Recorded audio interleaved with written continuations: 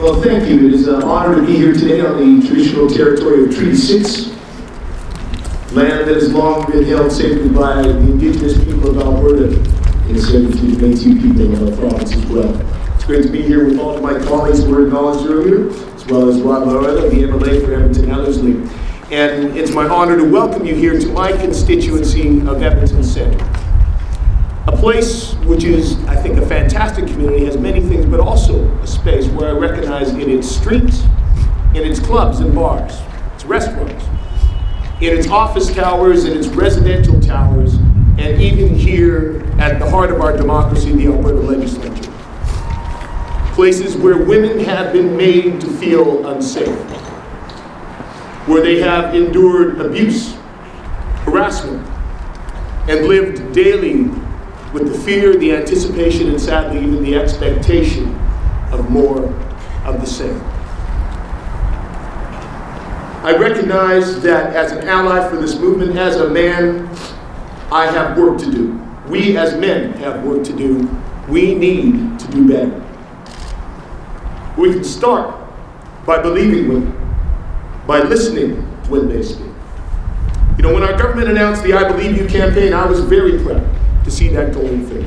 Not just because we were telling survivors that we believed them and that we would help to provide the supports they needed, because we're also sending a message that the I Believe You campaign is a signal that abuse and assault should not be tolerated. When a survivor is When a survivor of sexual assault or harassment speaks about their experience, we should not dismiss them.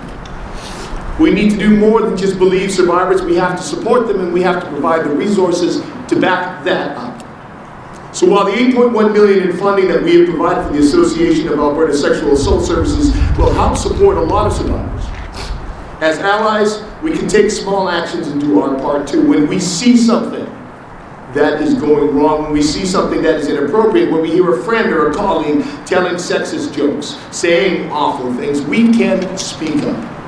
We can say, that is not acceptable, that is not okay.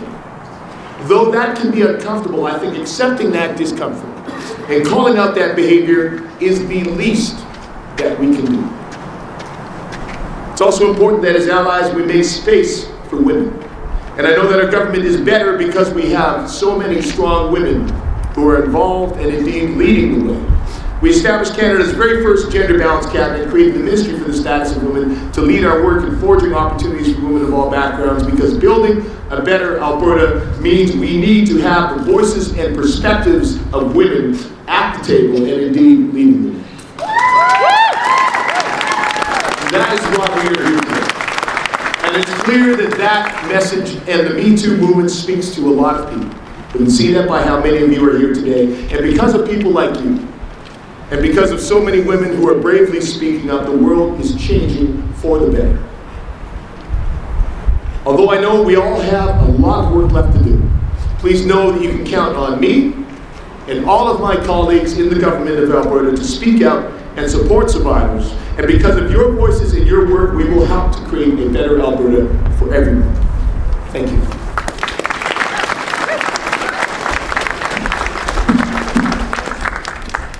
Thanks, David.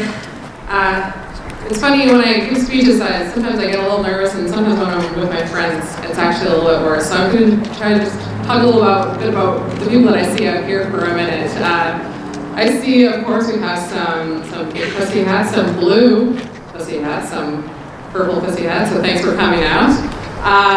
Today I'm wearing my shirt that says, I fight in heels, which is how I feel when I come to the legislature. I feel like that's how I fight every day, but then I look out and I see that there's someone with bare feet, which is fantastic, because you should be able to wear whatever you want if you're a woman. No one should tell you what you can and can't wear. Some of the signs out here, you know, are just so strong for me. You know, here's to strong women, may we be them, may we raise them. You know, hashtag me too, absolutely.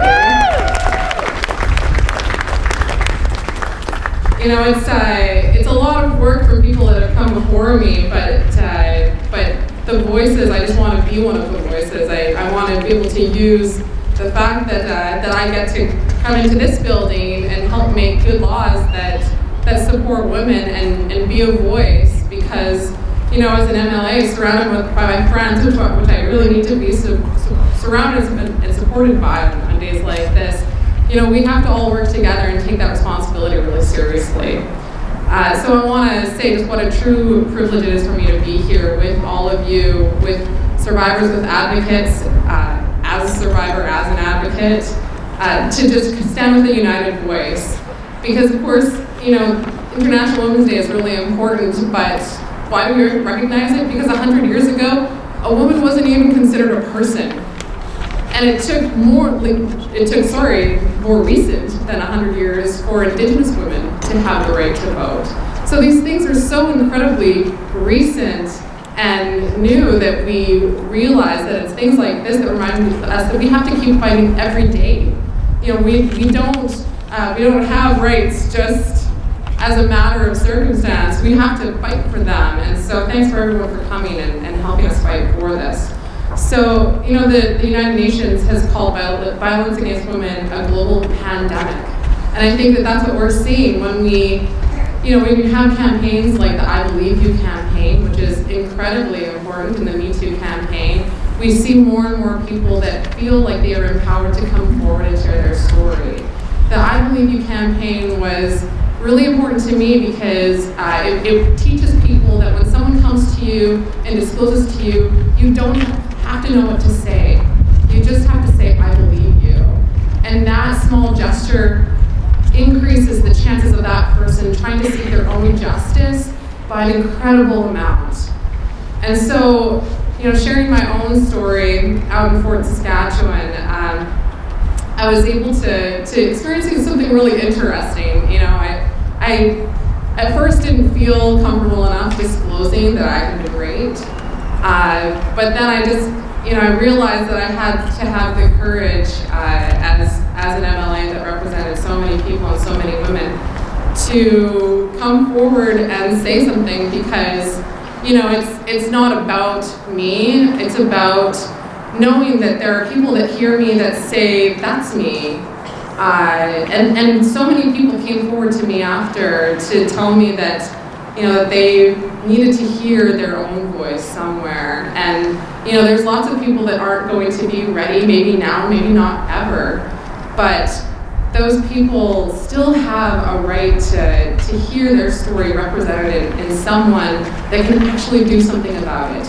You know, that's why we're here. So it's important to get a shoulder workout with our signs and to rally, and that's all really important. But what are we actually going to do?